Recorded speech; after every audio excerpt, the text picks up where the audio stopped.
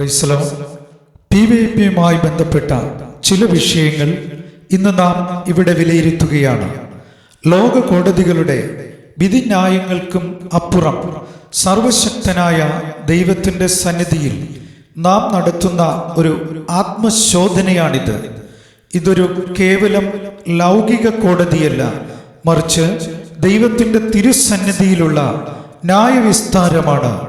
സത്യവും നീതിയും ന്യായവും മാത്രം ഉയർത്തിപ്പിടിച്ചുകൊണ്ടുള്ള ഒരു ആത്മീക വിചാരണ.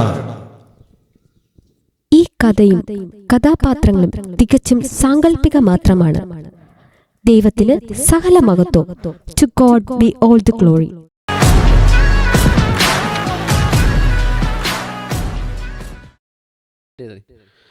Case number 001 Mindapoocha Bhavan, Vinayanagar, Maunamol. ഹാജരുണ്ടോ? ഹാജരുണ്ടോ? ഹാജരുണ്ടോ? തന്നീടുക നിൻ കൃപാവരങ്ങൾ, പോരാട്ടത്തിൽ ഞാൻ തളർന്നിടാതെ. കോടതി മുമ്പാകെ സത്യം മാത്രമേ ബോധിപ്പിക്കാവൂ. സത്യം, സത്യം, സത്യം. കോടതി മുമ്പാകെ സത്യം മാത്രമേ ബോധിപ്പിക്കൂ. സത്യം, സത്യം, സത്യം. കുറ്റം. പ്രോഗ്രാമിൽ പേര് ചോദിക്കുമ്പോൾ വാ തുറക്കാറില്ല. ഗ്രൂപ്പിൽ മെസ്സേജ് ഇട്ടാൽ സീൻ ചെയ്ത് വിടുന്നതല്ലാതെ ഒരു റിപ്ലൈ പോലും തരാറില്ല. എന്താ മൗനമോളെ, താൻ പള്ളിയിൽ വരുമ്പോൾ മാത്രം എന്തിനായി മൗനവ്രതം എടുക്കുന്നത്? പാടാൻ പറഞ്ഞാൽ ശബ്ദമില്ല, പ്രസംഗിക്കാൻ പറഞ്ഞാൽ മുദ്രകൾ ഇടുക, ബൈബിൾ വായിക്കാൻ പറഞ്ഞാൽ കണ്ണ് കാണില്ല. എന്താ മൗനമോളെ, നിനക്ക് പാടാൻ അറിയാം, പ്രസംഗിക്കാൻ അറിയാം, എന്നിട്ട് പേര് ചോദിക്കുമ്പോൾ നീ എന്തിനാ ഈ കാണുന്ന ഫാനിലെ ചിറക് എണ്ണിക്കൊണ്ടിരിക്കുന്നത്? യെസ് യുവർ ഓണർ, എന്റെ കക്ഷിയെ നിങ്ങൾ തെറ്റിദ്ധരിക്കുകയാണ്. മൗനമോൾക്ക് വിനയം കൂടുതലാണ്. വലങ്കൈ ചെയ്യുന്നത് ഇടങ്കൈ അറിയരുതെന്നാണല്ലോ ബൈബിൾ പറയുന്നത്. അതുകൊണ്ട് അവളുടെ പേര് രഹസ്യമായി വയ്ക്കുന്നതാണ് അവൾക്കിഷ്ടം. ഓ, പിന്നെ വലിയ വിനയമാണല്ലോ. വക്കീലേ, നിങ്ങൾ ഈ കാണുന്ന ഈ പാവം കുട്ടിയുണ്ടല്ലോ, പ്രാർത്ഥന കഴിഞ്ഞ് പുറത്തിറങ്ങുമ്പോൾ കാണണം ഇവൾ 1-2 മണിക്കൂറുകൾ മറ്റുള്ളവരോട് സംസാരിച്ച സമയം കളയുന്നത്. മൗനമോളുടെ ശബ്ദം കേൾക്കണമെങ്കിൽ അപ്പുറത്തുള്ള റേഷൻ കടയിലെ മുതലാളിയോട് ചോദിച്ചാൽ മതി. എന്നിട്ടാ പ്രോഗ്രാമിന് പേര് ചോദിക്കുമ്പോൾ മാത്രം ഈ വിനയം കാണിക്കുന്നത്. അത് സാറേ, എനിക്ക് സ്റ്റേജിൽ കയറാൻ പേടിയാ. പിന്നെ പേര് കൊടുത്തിട്ട് ഞാൻ എന്തെങ്കിലും ചെയ്താൽ എല്ലാവരും എന്നെ നോക്കില്ലേ?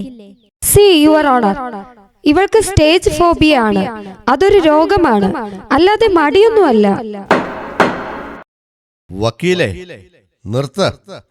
കർത്താവ് നൽകിയ കഴിവുകൾ കുഴിച്ചുമൂടുന്നത് വിനയമല്ല, അത് വെറും മടിയാണ്.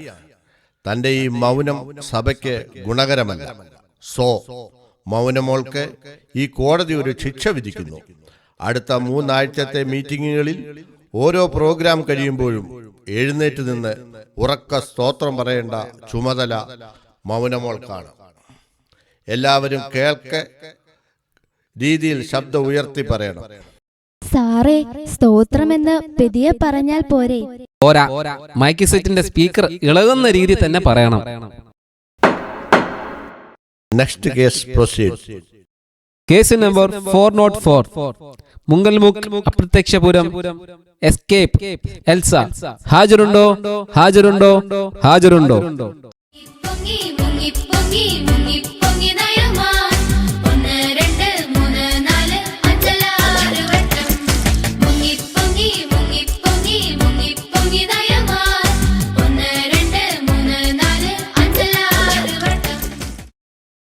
കോടതി മുമ്പാകെ സത്യം മാത്രമേ ബോധിപ്പിക്കാവൂ. സത്യം, സത്യം, സത്യം. കോടതി മുൻപാകെ സത്യം മാത്രമേ ബോധിപ്പിക്കൂ. സത്യം, സത്യം, സത്യം. കുറ്റം. പേര് നൽകിയിട്ട് മുങ്ങുക. സാറേ, പേര് നൽകാൻ ഇവൾക്ക് ഭയങ്കര ആവശ്യമാണേ.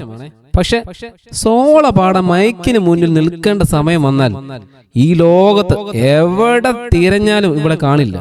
എൽസ, കഴിഞ്ഞ തവണ നിന്റെ പേര് അനൗൺസ് ചെയ്തപ്പോൾ നീ എവിടെ പോയി? പ്രോഗ്രാം ഷീറ്റിൽ നിന്റെ പേര് ഉണ്ടായിരുന്നല്ലോ. സാറേ, ഞാൻ സ്റ്റേജിന്റെ അടുത്തേക്ക് വന്നതാ. പക്ഷേ മൈക്ക് സെറ്റ് ചെയ്തപ്പോൾ സ്പീക്കറിൽ നിന്ന് ഒരു ഹമ്മിങ് സൗണ്ട് കേട്ടു. അതൊരു അപായ സൂചനയാണെന്ന് എനിക്ക് തോന്നി. അതുകൊണ്ട് ഞാൻ മെല്ലെ പുറത്തേക്ക് ഓടിയതാ. പിന്നെ അവിടെ ഇരുന്നപ്പോൾ എനിക്ക് പെട്ടെന്നൊരു തലകറക്കം വന്നു. Objection your honour. എന്റെ കക്ഷി മുൻകരുതൽ എടുത്തതാണ്. സ്പീക്കർ പൊട്ടിത്തെറിച്ചാൽ സഭയ്ക്കുണ്ടായേക്കാവുന്ന വലിയൊരു നഷ്ടം എന്റെ കക്ഷി ഒഴിവാക്കിയതാണ്. എന്റെ കക്ഷി എല്ലാവർക്കും വേണ്ടി ഒരു സേഫ്റ്റി മിനിസ്ട്രി നടത്തിയതല്ലേ. ഹോ, എന്ത് സേഫ്റ്റി? വക്കീലെ, മയക്കിനെ കണ്ട് പേടിച്ച് തടാർക്കം വന്ന ഇവൾ 10 മിനിറ്റ് കഴിഞ്ഞപ്പം ചർച്ചിന്റെ പുറത്തിറങ്ങി സൺഡേ സ്കൂൾ പിള്ളേർക്ക് കലക്കി വെച്ചിരിക്കുന്ന ടാങ്ക് എടുത്ത് കുടിക്കുന്നത് ഞാൻ കണ്ടതാ സാറേ. ഇത് വെറും ഒരു അഭിനയ മിനിസ്ട്രിയാണ് സാറേ. എന്താ എൽസേ, പാട്ടുപാടാൻ സമയം മാത്രമാണോ നിനക്ക് ഈ അസുഖം വരുന്നത്? അത് സാറേ, എനിക്ക് മൈക്കിനോട് അലർജിയാ. സ്പീക്കറിന്റെ സൗണ്ട് കേൾക്കുമ്പോൾ എനിക്ക് തുമ്മൽ വരും. നിർത്തൂ. നിന്റെ ഈ അലർജിക്കുള്ള മെഡിസിൻ ഞാൻ തരാം. അടുത്ത മീറ്റിംഗിൽ നീ ഈ സ്റ്റേജിൽ ഈ മൈക്ക് സ്റ്റാൻഡ് പിടിച്ചു നിൽക്കണം. ഇനി എങ്ങാനും മുങ്ങിയാൽ പള്ളിയിലെ എല്ലാ ജനറൽ ക്ലാസ്സുകളും നീ ഒറ്റയ്ക്ക് തുടച്ച് വൃത്തിയാക്കുക. അതിന്റെ പൊടി അടിക്കുമ്പോൾ നിന്റെ അലർജി മാറിക്കൊള്ളും. വക്കീലെ, എന്തെങ്കിലും എല്ലാ ഗ്ലാസും തുടച്ചാൽ എന്റെ കൈ വേദനിക്കും. യുവർ ഓണർ, ഇവൾക്ക് അലർജിയുണ്ട്. പള്ളിയിലെ പൊടിയടിച്ചാൽ അവൾക്ക് തുമ്മൽ വരും. എങ്കിൽ വക്കീൽ കൂടെ പോയി ആ ഗ്ലാസ് തുടച്ചോ. അടുത്ത കേസ് എടുക്കൂ. കേസ് നമ്പർ 143, വായാടിവില്ല കസേര നിരത്ത്. സ്വറപറച്ചിൽ സണ്ണി ഹാജരുണ്ടോ? ഹാജരുണ്ടോ? ഹാജരുണ്ടോ? വർണ്ണിച്ചിടാൻ എനിക്കെന്റെ നാവ് പോരായേ, എണ്ണി തീർത്തിടാമോ അവൻ ചെയ്തത്? വർണ്ണിച്ചിടാൻ എനിക്കെന്റെ നാവ് പോരായേ, എണ്ണി തീർത്തിടാമോ അവൻ ചെയ്തത്? ആയിരമായി സ്തുതിച്ചിടുന്നേ, ആനന്ദഹസ്തങ്ങളെ ഉയർത്തി. കോടതി മുമ്പാകെ സത്യം മാത്രമേ ബോധിപ്പിക്കാവൂ. സത്യം, സത്യം, സത്യം. കോടതി മുൻപാകെ സത്യം മാത്രമേ ബോധിപ്പിക്കൂ. സത്യം, സത്യം, സത്യം. എന്താടേ, നീ ഒന്നും കഴിച്ചില്ലേ? നിന്റെ സത്യത്തിന് ഒരു എനർജി ഇല്ലല്ലോടേ. മതി മതി, നീ കഴിച്ചെന്ന് കോടതിക്ക് ബോധ്യപ്പെട്ടു. കുറ്റം. പ്രസംഗം നടക്കുമ്പോൾ ബാക്ക് സീറ്റിൽ ഇരുന്ന് നാട്ടിലെ സകല വിശേഷങ്ങളും വിളിച്ചു പറയുക. എന്താടാ സണ്ണി, നിനക്ക് പ്രസംഗം കേൾക്കാൻ താല്പര്യമില്ലെങ്കിൽ വീട്ടിൽ നിന്നും സംസാരിച്ചാൽ പോരെ? Objection your honour. എന്റെ കക്ഷി സംസാരിക്കുന്നത് സഭയുടെ നന്മയ്ക്ക് വേണ്ടിയാണ്. പാസ്റ്റർ പറയുന്നത് എല്ലാവർക്കും മനസ്സിലാകുന്നുണ്ടോ എന്ന് ഉറപ്പുവരുത്തുവാൻ പുള്ളി പുറകിലിരുന്ന് ഓരോ പോയിന്റും വിശദീകരിക്കുകയായിരുന്നു. പുറകിലത്തെ കസേരകളിൽ ഇരിക്കുന്നവർക്ക് പലപ്പോഴും പ്രസംഗം ബോറടിക്കാറുണ്ട്. അവരെ ഉന്മേഷത്തോടെ നിർത്താൻ എന്റെ കക്ഷി നടത്തിയ ആ സ്വറപ്പറച്ചിൽ ഒരു വലിയ സേവനമായി കാണണം. അതുമാത്രമല്ല, ഇതിനെ ബാക്ക് സീറ്റ് മിനിസ്ട്രി എന്ന് തന്നെ അതിനെ വിശേഷിപ്പിക്കണം. എന്ത് ബാക്ക് സീറ്റ് മിനിസ്ട്രിയാ വക്കീലെ? ഗൗരവമായി പ്രസംഗിക്കുമ്പോൾ ഇവൻ പുറകിലിരുന്ന് റേഷൻ കടയിലെ അരിയുടെ ഗുണനിലവാരത്തെക്കുറിച്ചും നാട്ടിലെ പുതിയ വീട് പണിയുടെ ചിലവിനെക്കുറിച്ചുമാണ് ചർച്ച ചെയ്യുന്നത്. ഇതൊക്കെയാണോ സേവനം? സാറേ, ഞാൻ വെറുതെ സംസാരിച്ചതല്ല. പിന്നെ ആ അരിക്ക് ഒട്ടും വേവില്ല. അതുമാത്രമല്ല, പാസ്റ്ററുടെ ശബ്ദം കുറവായതുകൊണ്ട് ആരും ഉറങ്ങിപ്പോകണ്ട എന്ന് കരുതി ഞാൻ ചെറിയൊരു എന്റർടൈൻമെന്റ് കൊടുത്തതാ. സി യുവർ ഓണർ, ജനങ്ങളെ ഉണർവോടെ നിർത്താൻ ശ്രമിച്ച എന്റെ കക്ഷിയെ നിങ്ങൾ ക്രൂശിക്കുകയാണോ? ജനങ്ങളുടെ ആഹാരത്തെക്കുറിച്ച് പോലും വ്യാകുലപ്പെടുന്ന എന്റെ കക്ഷിയെ നിങ്ങൾ വെറുതെ വിടണം. സണ്ണിയുടെ ഈ സ്വരപുരാണം ഇനി ഈ സഭയിൽ കേൾക്കരുത്. ഈ കോടതി നിനക്ക് കഠിനമായ ശിക്ഷ വിധിക്കും. അടുത്ത മീറ്റിംഗിൽ സണ്ണിക്ക് കസേര നൽകുന്നതല്ല. പാസ്റ്റർ പ്രസംഗിക്കുമ്പോൾ തലയാട്ടി സമ്മതിക്കുകയല്ലാതെ ഇടത്തോട്ടോ തിരിഞ്ഞോ വലത്തോട്ട് തിരിഞ്ഞോ ഒരു നാട്ടുവിശേഷവും പറയാൻ പാടുള്ളതല്ല. സണ്ണി, നിനക്കിത് സമ്മതമാണോ? അതോ പള്ളിയിലെ മൈക്ക് സെറ്റിന്റെ വയർ മുഴുവൻ കെട്ടുപിണയാതെ ചുരുട്ടി വെക്കുന്ന പണി തരണോ? വേണ്ട സാറേ, ഞാൻ ഇനി മിണ്ടാതെ മുൻപിലത്തെ കസേരയിൽ ഇരുന്നോളാം. ഈ കേസില് ഇനിയൊരു അപ്പീലില്ല. അടുത്ത കേസ് എടുക്കൂ. കേസ് നമ്പർ 1030, ഒരുക്കം വില്ല പതുക്ക നഗർ, ലേറ്റ് ലീല. ഹാജരുണ്ടോ? ഹാജരുണ്ടോ? ഹാജരുണ്ടോ?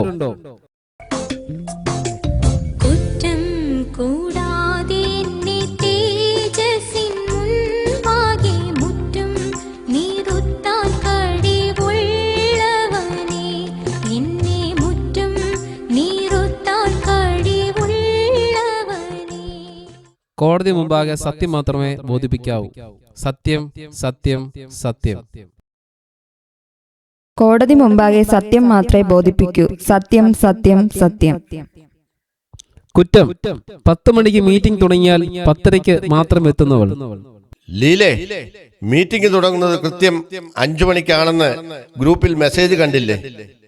നീ എന്തിനാ പിന്നെ 6 മണിക്ക് ഷോപ്പിങ്ങിന് വരുന്നത് പോലെ ഇങ്ങോട്ട് വരുന്നത്? അത് സാറേ, ഞാൻ നേരത്തെ ഇറങ്ങാൻ നോക്കിയതാ. അപ്പോഴാ എന്റെ ചുരിദാറിന് ചേരുന്ന ഷോൾ കാണാതായത്. അത് തപ്പി നടന്നപ്പോൾ പിന്നെ ടൈം പോയത് ഞാൻ അറിഞ്ഞില്ല. പിന്നെ വരുന്ന വഴിയിൽ ഒരു കല്യാണ വണ്ടി കണ്ടു. അത് ആരുടേതാണെന്ന് നോക്കി നിന്നപ്പോൾ പിന്നെ കുറച്ചുകൂടെ അങ്ങ് വൈകിപ്പോയി. Objection your honour. എന്റെ കക്ഷി ഒരു വലിയ മനഃശാസ്ത്രജ്ഞയാണ്. മീറ്റിങ്ങിന് എല്ലാവരും കയറിക്കഴിഞ്ഞ് അവരൊക്കെ ഒന്ന് സെറ്റിലായിട്ട് വരാമെന്ന് കരുതിയത് അവൾ താമസിക്കുന്നത്. എന്റെ കക്ഷി അറ്റൻഷൻ മിനിസ്ട്രി അല്ലേ അവിടെ ചെയ്യുന്നത്? ഹോ, വലിയ അറ്റൻഷൻ. വക്കീലെ, ഈ കാണുന്ന ലീല അല്ലേ 4 മണിക്ക് തന്നെ വീട്ടിൽ നിന്ന് ഒരുങ്ങി ഇറങ്ങുന്നതാ.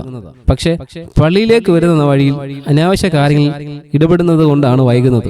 തന്നെ കഴിയുന്നതിനും വരെ പുറത്ത് നിന്നിട്ട് കൃത്യം സാക്ഷ്യം പറയാൻ സമയമാകുമ്പോ പതുക്കെ ഉള്ളിലേക്ക് കയറി വരും. ആ വരുന്ന സ്പീഡ് കണ്ടാൽ ലോകത്തിന്റെ ഓട്ടം പോലും തോറ്റുപോകും.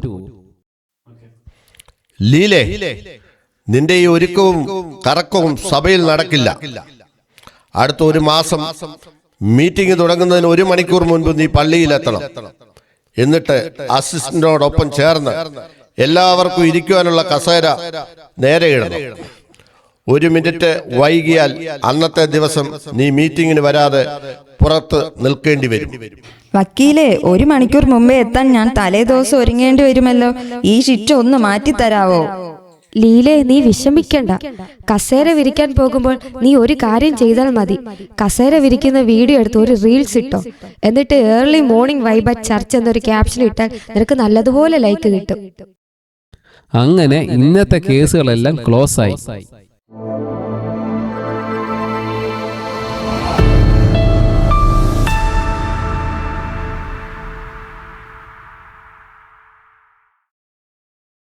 വക്കീലെ, കേസ് ജയിപ്പിക്കുമെന്ന് പറഞ്ഞിട്ട് ഞങ്ങൾക്കെല്ലാവർക്കും കൂടി നല്ല 8ന്റെ പണിയാണല്ലോ വാങ്ങിത്തന്നത്. എന്റെ പൊന്നു പിള്ളേരെ, ഇതിലും വലിയ ശിക്ഷ കിട്ടേണ്ടതായിരുന്നു. പള്ളിപ്പറമ്പിലെ കട്ടിപ്പണികൾക്കുള്ള വിധി തരാതിരുന്നത് എന്റെ ഭാഗ്യം കൊണ്ടല്ലേ. അതുകൊണ്ട് കിട്ടിയ പണി സന്തോഷത്തോടെ ചെയ്യുക. അപ്പോൾ വക്കീൽ പറഞ്ഞത് കേട്ടില്ലേ? എല്ലാവരും അവരവരുടെ ജോലികൾക്ക് സന്തോഷത്തോടെ കയറുക.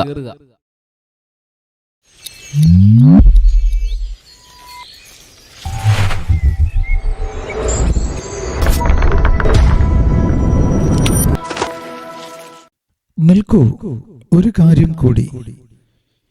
നഗ്ന നേത്രങ്ങൾ കൊണ്ട് നമ്മെയും നമ്മുടെ പ്രവൃത്തികളെയും കാണുന്ന ഒരു നീതി കോടതിയുണ്ട്. അവിടെ ഒന്നിനും മറവില്ലല്ലോ. സഭ എന്ന് പറയുന്നത് ഒരു കുടുംബമാണ്. അവിടെ മൗനമോ മുങ്ങലോ സ്വറപറച്ചിലോ അല്ല വേണ്ടത്. സഭയുടെയും ദൈവത്തിന്റെയും വേലയിൽ നാം എല്ലാവരും ഉത്തരവാദിത്വമുള്ളവരായിരിക്കണം. മടിയും അനാവശ്യ വർത്തമാനവും മാറ്റിവെച്ച് നമുക്ക് ദൈവസ്നേഹത്തിൽ മുൻപോട്ടു പോകാം.